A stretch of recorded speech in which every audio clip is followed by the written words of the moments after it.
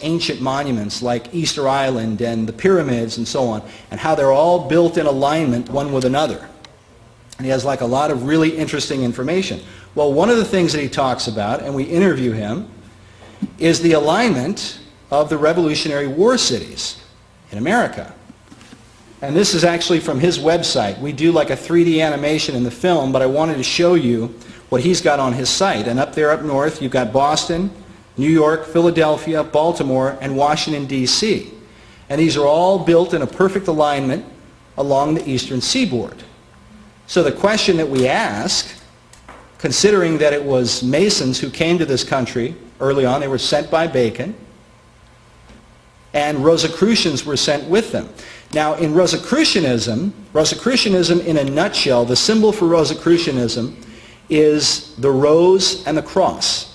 For those who remember Dan Brown's book, The Da Vinci Code, he talks about secret information being sub rosa, beneath the rose. And it's a reference to hidden information, hidden knowledge, secret knowledge. And so the rose represents collectively the mystery religions, the pagan religions, the occult. The cross represents Christianity. And Rosicrucianism is what you get when you combine paganism and Christianity. This is why the Gnostics, for example, you can go to a Rosicrucian website today. You can go to AMORC, the Ancient Mystical Order of the Rose and Cross, online today. Look them up, and they will tell you flat out, oh yeah, they embrace ancient Gnosticism, they embrace Christianity, they embrace all these religious traditions. If you read the writings of Sir Francis Bacon, who was a very ardent Rosicrucian, in fact, his New Atlantis was called the New Atlantis, the land of the Rosicrucians, the land of the Rosicrucians. Why? Because it is this combination, it's this fusion of paganism and Christianity. That's what it represents. That's why when you read Bacon, so much of the time you'll read Bacon and he's talking about the Lord Jesus Christ, and he's talking about the atonement on the cross. He's talking about all these things that sound very, very Christian.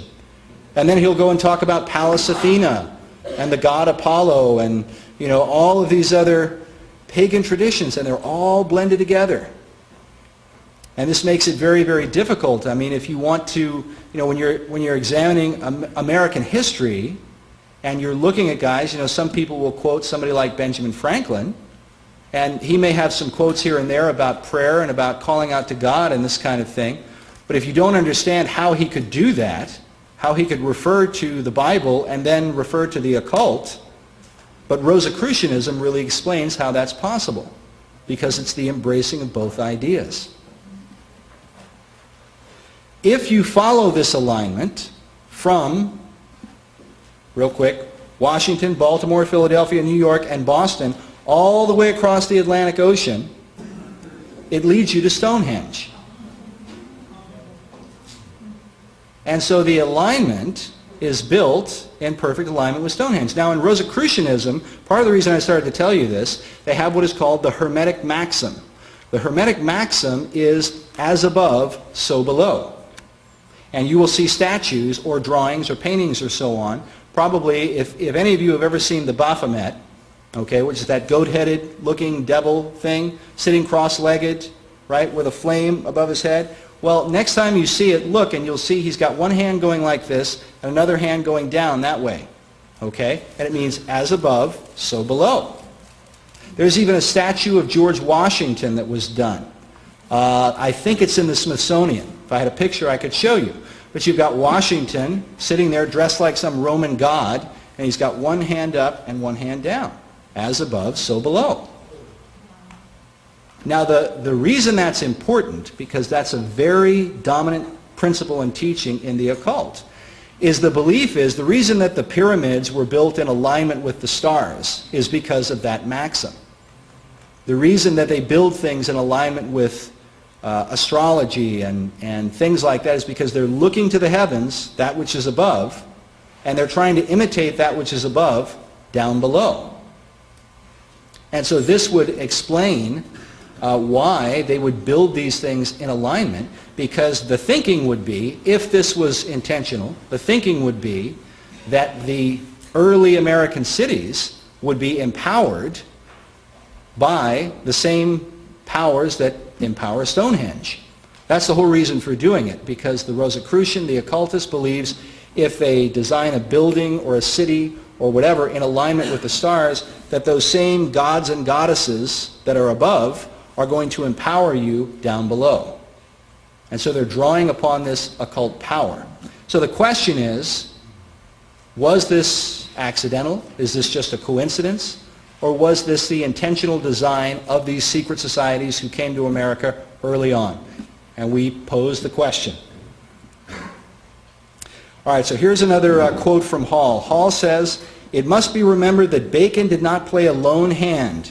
He was the head of a secret society, including in its membership the most brilliant intellectuals of his day. All these men were bound together by a common oath to labor in the cause of a world democracy.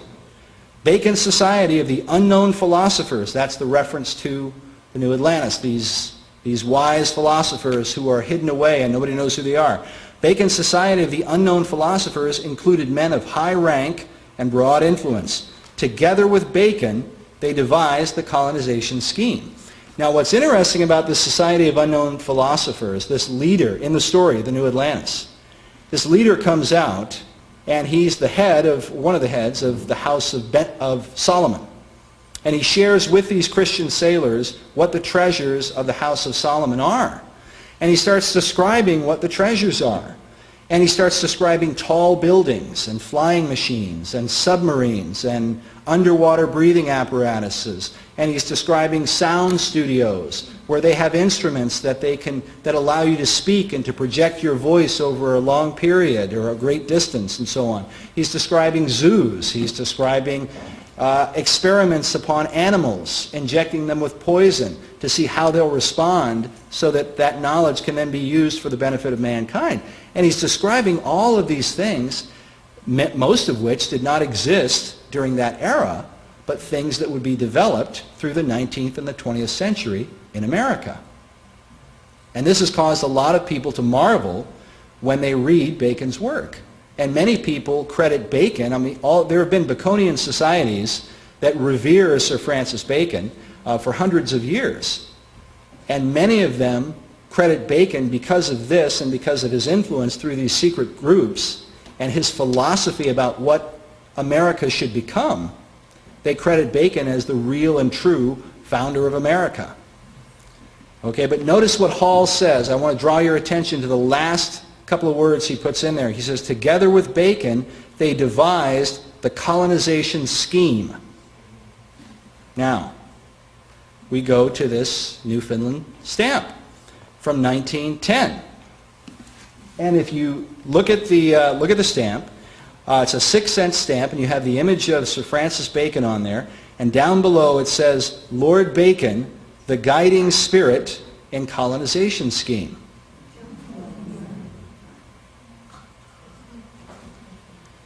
So this idea about Bacon, this wasn't just Manly Hall. He wasn't the only guy in the world who believed this. This is 1910. Hall didn't establish PRS until 1934-35, right around there.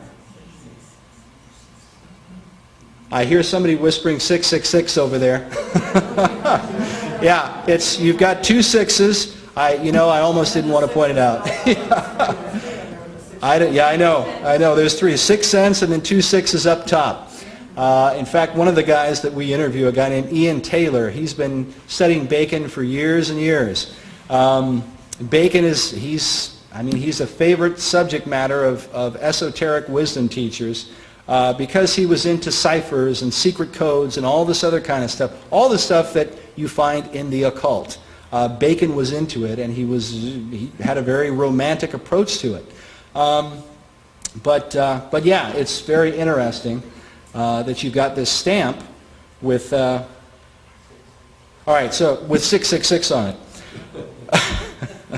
So I just wanted to recap real quick Bacon before I get to the next section. Bacon became the chief of the Rosicrucian order in England. Now the way that the Rosicrucians came about in England, I think this is very significant.